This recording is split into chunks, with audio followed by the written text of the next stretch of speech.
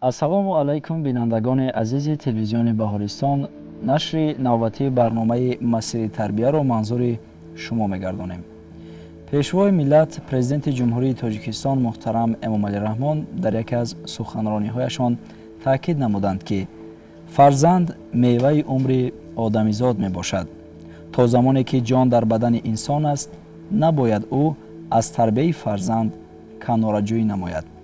бинандагони гиромӣ, мавзӯе ки имрӯз мо дар барнома пайгирӣ мекунем, ин нақши волидон дар таълиму тарбияи фарзанд мебошад. бовар дорам, ки мавзӯи мазкур яке аз масъалаҳои муҳим дар ҷомеаи имрӯзаи мо мебошад ва имрӯз ба саволҳои мо ва шумо посух мегӯянд омӯзгори факултети психологияи донишгоҳи давлатии омӯзгории Тоҷикистон ба номи Садриддин Айнӣ, равоншинос Зарина Рустамова. хуш омадед. хуш бошед. хуб, дар оғоз мехостем ба саволе муроҷиат кунем, ки падару модар дар тарбияи фарзанд дар замони имрӯза бояд дар мадди аввал чӣ масъулияте дошта бошанд? ба ин саволи шумо ба як ҷавоб ёки як мисоли оддитарин кати ҷавоб дода мумкин аст, ки оё парранда бе болу пар буда метавонад? Не, албатта. ба монанди ҳамин волидон барои фарзанд ҳамчун як болу паранд. Набудани яке аз онҳо ёки вазифаҳои худро нодуруст иҷро кардани онҳо ба фарзанд таъсири худро мерасонад. инкишофи ҷисмонӣ, эмотсионалӣ, инкишофи иҷтимоии фарзанд пурра бар дошти волидон аст. зеро муҳити аввалине ки кӯдак ба он воя мерасад, ин оила аст. аввалин маротиба фарзанд чашм ба дунё кушода волидони худро мебинад, рафторҳои онҳоро меомӯзад. минбаъд дар оянда рафтори ҳамон он яъне ки ҷараёни тарбие ки дар оила дид, ҳамон ҳолатро ӯ дар ҷомеа яъне ки нишон медиҳад, зоҳир мекунад. дар бисёр маврид волидон тарбияро ё бардошти муассисаҳои томактабӣ ёки муассисаҳои таълимӣ мемонанд, яъне ки онҳо дар давоми 10 соат дар кӯдакистон ҳастанд ёки дар давоми 5 соат дар мактаб ҳастанд. лекин як чизро бояд фаромӯш накунем, ки хишти аввалинро оила мемонад, на кӯдакистон ва на мактаб. дар ҳар як соҳа, хоҳ вай соҳаи маърифатии кӯдак бошад, хоҳ ҳолати эмотсионалии кӯдак бошад, ҳолати иҷтимоишавии кӯдак бошад, ҳолати саломатии ҷисмонии кӯдак бошад, пурра бар дӯши волидон ҳастад. агар модарон барои ҳолати эмотсионалии фарзандони худ ҷавобгӯ бошанд, падарон ба ҳолати иҷтимоишавии онҳо ҷавобгӯ ҳастанд. яъне ки дар ҷомеа нақш дар ҷо чӣ гуна мавқеи худро муайян карданам, ин пурра фарзандон аз падар меомӯзанд. ташаккури зиёд. кадом амалҳо ва ё хатогиҳо метавонанд, ки дар тарбияи кӯдак таъсири манфӣ расонанд, ҳам аз ҷониби падар ва ҳам аз ҷониби модар? аз ҷиҳати равонӣ якчанд сабабҳоро гуфтан мумкин аст. якумаш ин кам вақт ҷудо кардан ба фарзанд.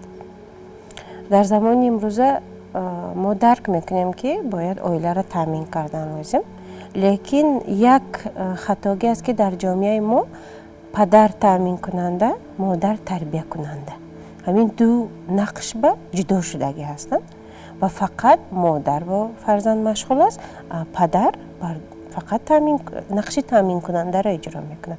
дар ин маврид аз тарафи падар ба фарзанд хеле вақт кам ҷудо карда мешавад.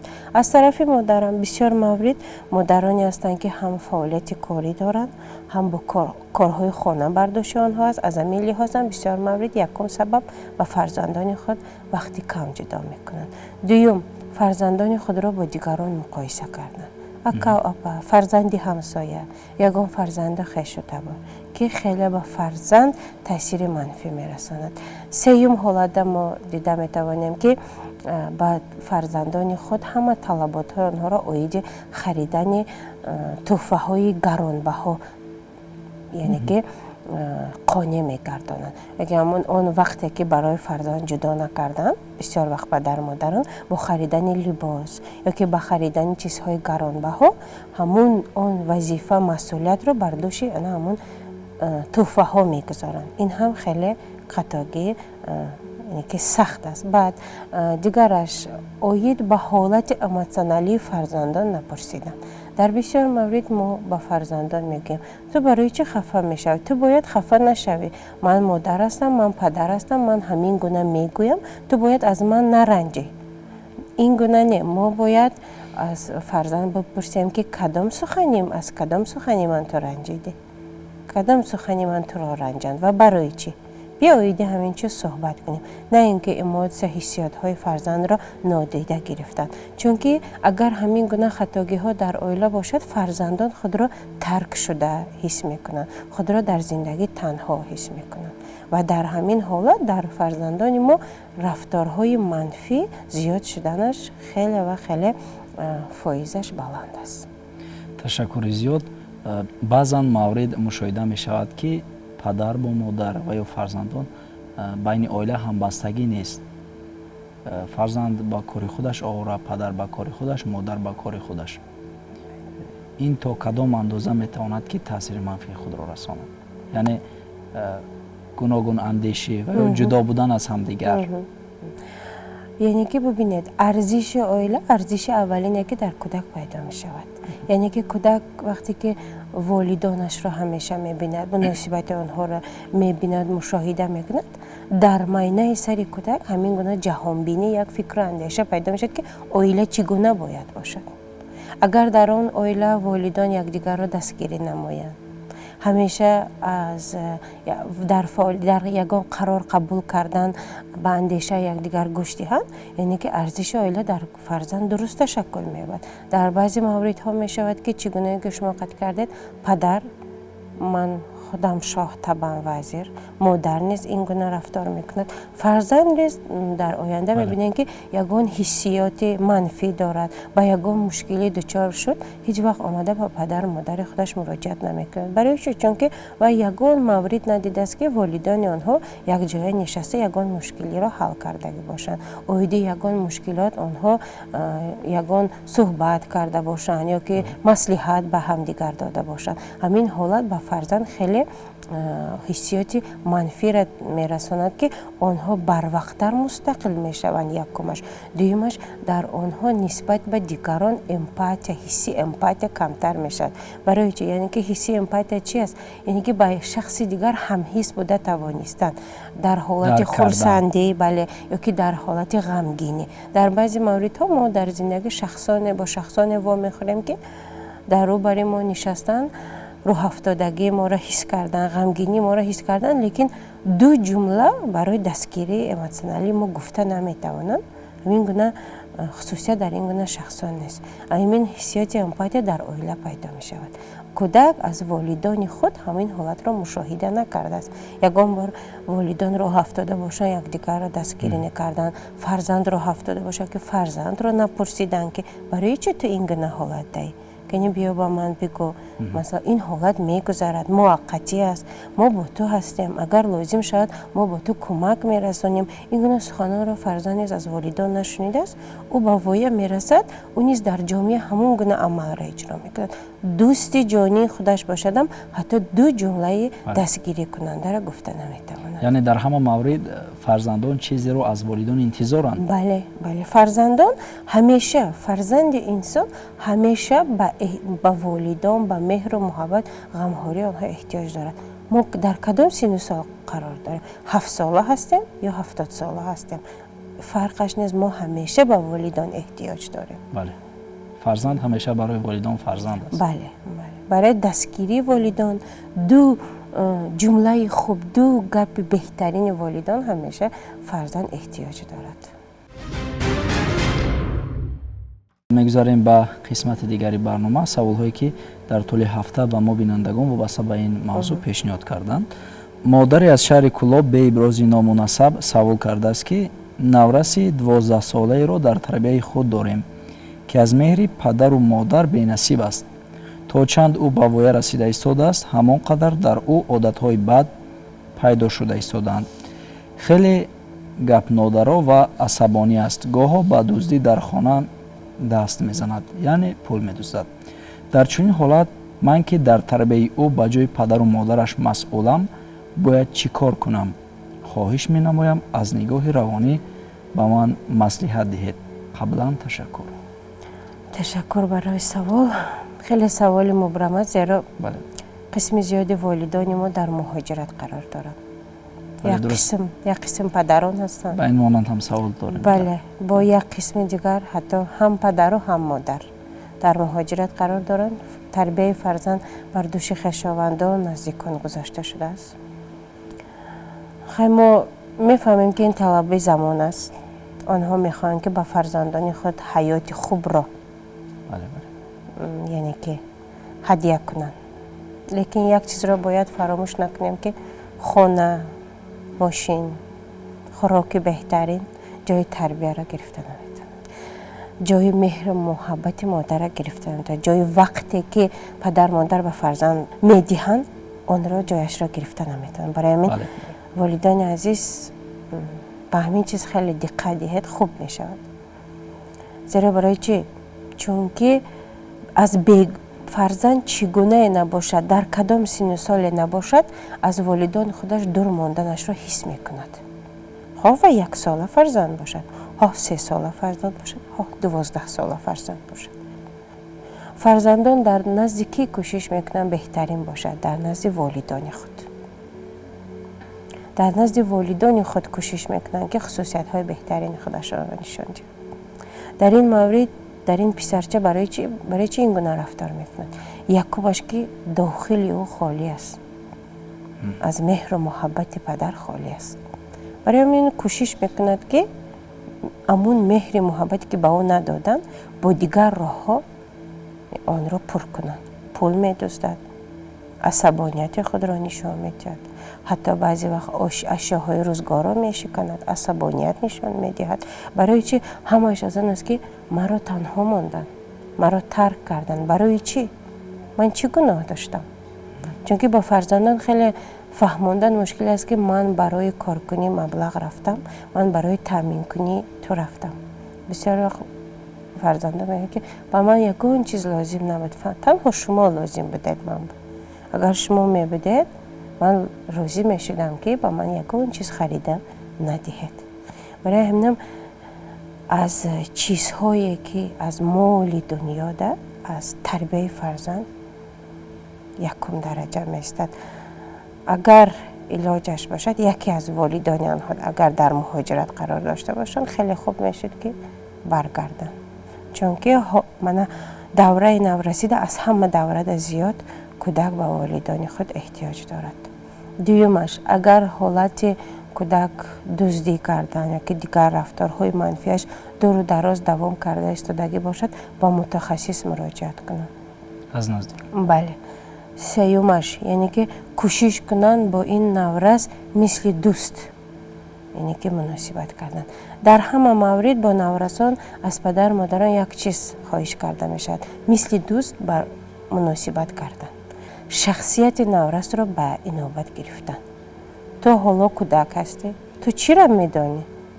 تو اول گفتگی من را اجرا کن، بعد آینده کلام شوی، بعد میفهمی که من به تو خوبی میخواستم. لیکن عیناً همین مورد نورس این چیز را درک کرده نمیتواند. خیلی خوب میشود که با مناسبت خوب بیا دو کسر بشینیم صحبت کنیم. یعنی چی میشود نتیجهش به فکر تو؟ اگر تو همین رفتار را دوام دادن گیری چی میشود در آینده؟ تو چی انتظار هستی با این رفتارهای خود؟ چی گفتن میخواستی؟ کدام حالت تو میتوانی این رفتارهای خود را یعنی که تکرار نکنی؟ همین گونه صحبت ها یعنی که کشاده همیشگی با نورسان گزارنده شود. من اندیشه دارم که رفتارهای منفی نورسان نیز از بین برده می شود. سلامت باشید.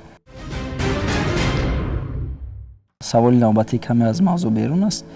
یک نورس 17 ساله از ناحیه وسع دهه فیض‌آباد شخصا به ما خودش سوال کرده است که من در هر یک سخن و سپارش والدانم زود به غضب می‌آیم.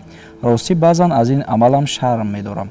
با تلفن و بازی‌های تلفنی زیاد مشغول می‌شوم. چگونه از این عمل‌های بد کناره‌جویی نمایم؟ با این مانند از ناحیه همدانی نیز سوال وارد شده است که مادر میگوید وقتی به پسرم یگان سپارش می‌دهم زود به غضب می‌آید.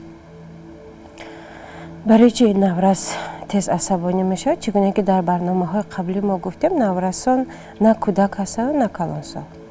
سپارش هایی که والدان میدهند مثل کودک با کودک چگونه سپارش میدهند همین گونه سپارش میدهند. از همین لحاظ این نوروز خیلی عصبانی میشود که یعنی که من کودک نیستم. همین حسیات اعتراف نشدگی او را به عصبانیت وادار میکند. دیگرش چگونه از وابستگی یعنی که خلاص شدم. در وقت خواب رفتن، در جریان خوراک خوردن کوشش کنید تلفن رو به دیگر حجره گذارید تا اینکه همون تلفن موبیلی در نزدیکی چشم شما نباشد که تا اینکه همون طلباتی که در وجود دارن آن را کفتکاب نمودن لازم همین چیز از باطن شما دور شود. دوم نقشه کشیدن لازم. در یک روز 1 ساعت یا 2 ساعت تمام. دیگر وقت من با کارهای خانه مشغول میشوم یا که خیلی قوه زیاد داشته باشن با مشق‌های ورزشی با یکی یگان شکل ورزش مشغول شوند. یعنی که کوشش کنن که وقت انرژی خود را در دوام روز صرف کنن تا اینکه برای فکر کردن تلفن موبیلی یعنی که وقت نماند. این خیلی دشوار است. 1 روز 2 روزه کار نیست.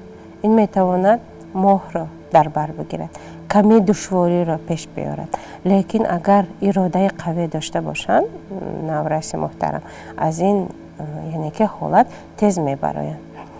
با سوال مادر در همه حالت ها وقتی که سپارش ها میدهیم با شکل افتریتری من به تو میگویم تو باید اجرا نمایی، تو وظیفه دار هستی، همون شکل که وقتی که ما سپارش میدیم حتما فرزند نوروز ما این سپارش ما را اجرا نمیکنه. برای چی؟ چون که احساس میکنه که والدان او را اعتراف نمیکنن و او را کودک حساب میکنن. و مادر عزیز تفسیر داده میشود که چگونه که به دوستی خود سپارش میدادن، به دوگانه خود چگونه سپارش میدادن، یعنی که چگونه التماس در آهنگ خوب یعنی که میگویند همین شکل را در سپاریدن سپارش اگر استفاده برند خیلی به مورد است. سلامت باشید. در برابر پدر و مادر دیگر اعضایان عائله تا کدام اندازه میتوانند در تربیت کودک سهمگذار باشند؟ خیلی سوال خوب است. برای چی؟ چون که عائله ما در منتالیته ما خیلی سر اعضا هستند. غیر از والدان بیبی و باباهای ما هستند، عمه، خاله، تقا، عمک و فرزندان آنها همیشه با همراه ما هستند. کودکان یک خصوصیت خیلی خوب مشاهده کاری و تقلید کاری دارند. آنها مشاهده میکنند که در عائله سخنی کی بسیارتر میگذرد، کی بسیارتر در عائله زور هست، کی را بسیارتر گوش میکنند، با اندیشه هایی که گوش میدهند، از کی مصلحت میپرسند. کودکان این چیزها را خیلی خوب مشاهده میکنند و خودشان میگیرند. با همون شخصان را برای خودشان همچنین ایدئال نیست در بعضی موارد حساب میکنند. برای همین هم هر یک اعضای عائله که در همراهی کودک زندگی میکنند آنها در تربیت کودک نقش خود را دارند، تأثیر خود را دارند. در بعضی موارد منفی، در بعضی موارد مثبت. اگر همون اعضای عائله سبب آن باشد که محیط سالم در عائله باشد او با فرزند تاثیر خوب میرساند. اگر در بعضی موارد باشد که او شخص اگر سببی ویران شدن محیط عائله باشد در این مورد در کودکان نسبت به همون شخص نفرت پیدا می‌کند که تاثیر منفی نیز رسانده میتواند. مگر مثلا مثال میگیم که در یک حولی یک برادر و دادر زندگی میکنند. آنها با یکدیگر مناسبت خوب ندارند. این حالت را فرزندان آنها مشاهده میکنند و در بین فرزندان آنها نیز همین گونه مناسبت با نیزا پیدا می شود. هر یک اعضای عائله که همراه ما زندگی میکنند، همراه کودک، در تربیت کودک تاثیر خود را دارند. بزرگ گفته است فرزندان این آینه عائله می باشند.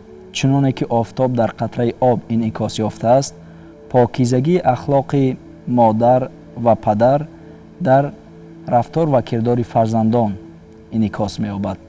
بینندگان گرامی، یادرس می‌شویم که موضوع امروزه برنامه ما نقش والدان در تعلیم و تربیت فرزند بود و به سوال‌های ما و شما پاسخ گفتند. آموزگار فاکولته پسیخولوژی دانشگاه دولتی آموزگاری تاجیکستان با نام صدرالدین عینی، روانشناس، زرینه رستم و خوش آمدید بار دیگر. خوش باشید. тамошобинони азиз, инҷо мерасем ба фарҷоми барнома. ҳамеша саломату сарбаланд ва саодатманд бошед. хайр.